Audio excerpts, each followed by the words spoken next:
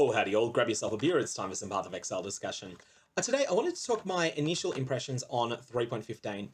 This may end up covering quite a few things because there's just a lot to talk about in this league. There are three fundamental things that have come about in this league, and I want to go through all of them. There is Expedition, the actual Expedition content, there's the new skills, and there is the difficulty rebalance. So, the first thing that I want to start with though is a note on player numbers.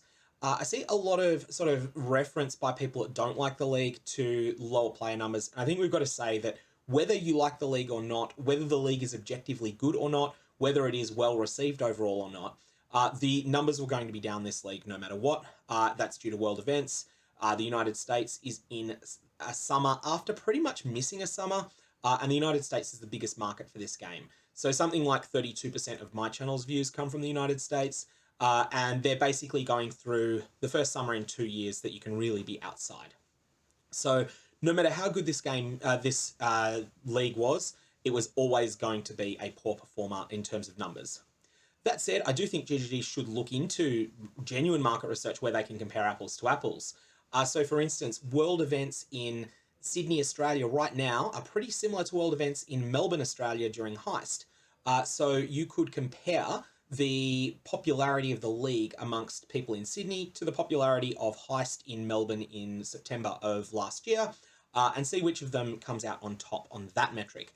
Or alternately, you could say that world events in the United States right now are reasonably similar to what they were through most of 2019, and so you could compare the present league to the leagues of 2019. Legion, Synthesis, Blight, and Metamorph, I think, were the ones in that year, although I'd have to check that. And so that would then give you some sort of sense as to whether this is being well received or not. Anyways, that's the first little thing that needed to be said, because otherwise everyone that likes the league is going to find a statistic to back it up. Everyone that doesn't like the league is going to find a statistic that doesn't back it up, and you're just going to end up with a lot of garbage. So let's talk firstly about the expedition content specifically. So, I've been underwhelmed so far by the expeditions, but I'm keeping an open mind, as I was equally underwhelmed by Metamorph really early on, and it started to grow on me. And I also haven't seen that much of Expedition yet. It seems like the Expedition logbooks are pretty rare, and I have had exactly 0 of them drop. Now, I've not been playing particularly efficiently. I've been playing a experimental build that hasn't worked all that well. I've been playing my Absolution Guardian, and it's just sort of serviceable without being good. Clear speed is underwhelming, and it's needing to hit things twice at my current gear level, which is really sort of slowing down any sort of clear speed. That's typical white monsters in maps. So it's hard to say exactly how this is going to turn out later on in the league. But for the moment, my first impressions of the expedition content are pretty lukewarm. It's been interesting having the combat be a bit more tactical and a bit less of an adrenaline-based adrenaline rush. It's more about thinking, oh, can I handle this specific modifier or not? One other thing that's interesting with this is that they've gone for a number of mods that you can optionally put on encounters that really do hard counter specific builds. So low life builds, for instance, there is a mod that you can add that comes up quite often as an option in mapping, where it's like monsters kill players that have less than 20% health every hit. And so that's something that's just anathema to a low life player. Or something that's anathema to me is monsters are immune to lightning damage. This doesn't really come up very much in play because unless you make a real mistake with your placing of your explosives, you'll never accidentally set these off. It's more something that just stops the super... Like, it catches you off guard if you are playing extremely, extremely on autopilot. And I actually think that's fine. There's a failure state that kicks in if you're playing on autopilot.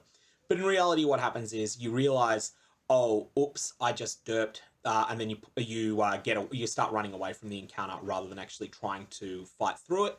And it ends up playing out pretty similar to just derping in a breach and standing in one of Escher's balls and dying to that mistake, except you don't necessarily lose the 10% XP. Yeah, the combat from it seems slow. Most of the monsters feel really slow in it, but again, holding my judgment until I get to experience it at a higher level. So the second thing is that was added in 3.15 was the new skills.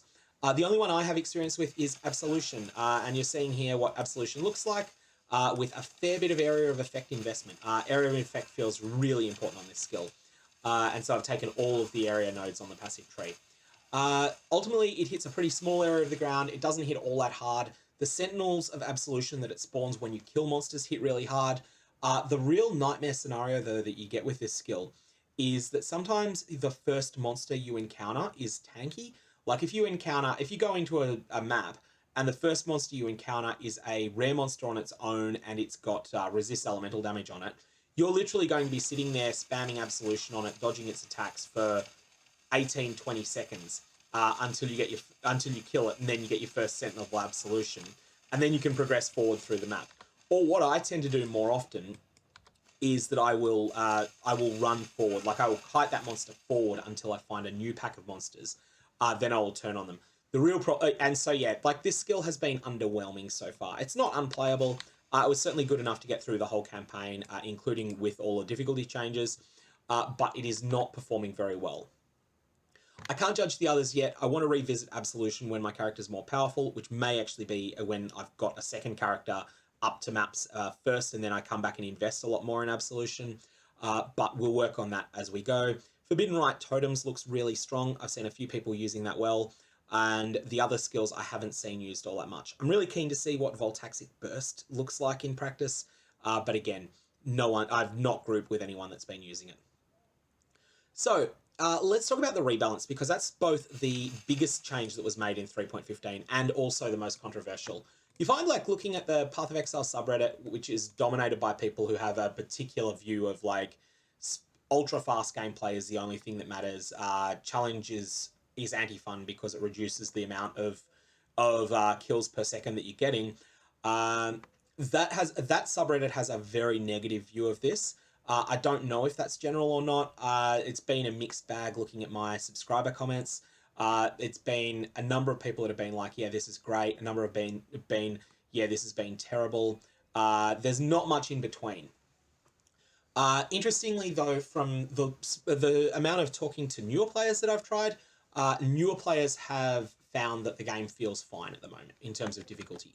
I do think it was too easy as it used to be, even for the brand new player, because like the game didn't take your skill as a player seriously for a very long time. Not really until you started hitting upper yellow, lower red tier maps. So I'm broadly positive about the rebalance, but I do want to say that there is one thing that's really negative, and that's the mana. Not the idea of increasing the mana multipliers on support gems. I think that was fine. But the amount of investment that is needed in order to get to the point that you can spam a 4-link spell. So I'm turning clarity off here. I have helped Alira on this character. I have a couple of points dedicated to mana regeneration. And let me just, instead of clarity, put on Wrath, which is the aura that I do eventually want to use on this character.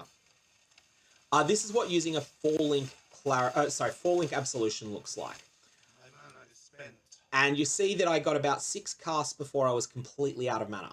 At that point, it's like it's time to hit the Enduring Mana Flask, and the Enduring Mana Flask keeps up with it. So you know you're able to function. But that is a fairly high level of investment for a 4-link, in my opinion. And I think that this level of investment is about what you should experience if you're running a 5-link. So you know you're using occasional use of a Mana Flask. You're not really weaving in other spells, and you have helped Alira, and you've got like a couple of points on the passive tree. In terms of what it looks like if you are not using investment on the passive tree, you just basically can't play. You know, at least a spellcaster. Then, of course, a 5-link is going to cost 150% of this amount of mana, and a 6-link is going to cost 225% this amount of mana, typically. What I think the problem here is that currently 3-links feel about where I think 4-links should be in mana costs for spells. 4-links feel like 5-links should, and 5-links feel like 6-links should. And I think that the goal that GGG should go for with a further rebalance touch-up here is that 4-link skills are spammable with minimal mana investment. 5-link spells are spammable with moderate mana investment. So this would be something like an Enduring Flask and Alira. 6-link takes heavy investment, like a high-level Clarity and a few passives. and a 7 link takes extreme investment. So this would be something like Vile Clarity or Lavinia's Spirit, in addition to all of the other methods that we've talked about. So, you know, for when you want to unload damage on a boss, you would pop off Vile Clarity, throw all your traps or whatever, and then after that, you would then continue, you know, you would then sort of dodge around. As it stands now, a 6 link takes about the investment that I think a 7 link should. I just have no interest on my character at the moment in picking up a 6 link right now, because I just simply can't solve the mana issues necessary for it. I think that base mana costs are the problem, not the actual mana multipliers on the gems. The mana multipliers on the gems feel like they're at a good spot where using a support gem is a choice.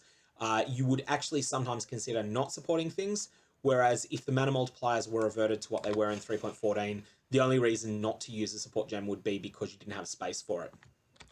However, I think base mana costs need to come down pretty much across the board by maybe 30%, although I'm not sure on that number.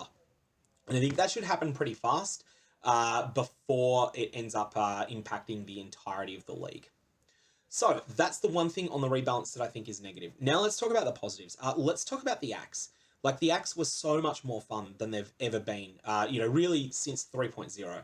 So I've played probably 2 or 3 characters through the campaign, every release from 3.0 to 3.15, and it was a chore.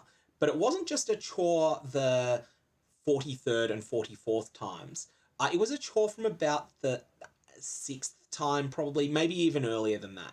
I would often decide I don't want to level a character because it is simply not fun. Now 3.15 comes along, and leveling a character takes longer, but it takes longer because you're having fun the whole way through. Like, you're actually encountering monsters that are trying to stop you, and that are doing a good job of it. You're dying sometimes, and it's not just to extreme stupid mistakes like I'm prone to making sometimes, but it's due to the fact that monsters are actually able to put up resistance.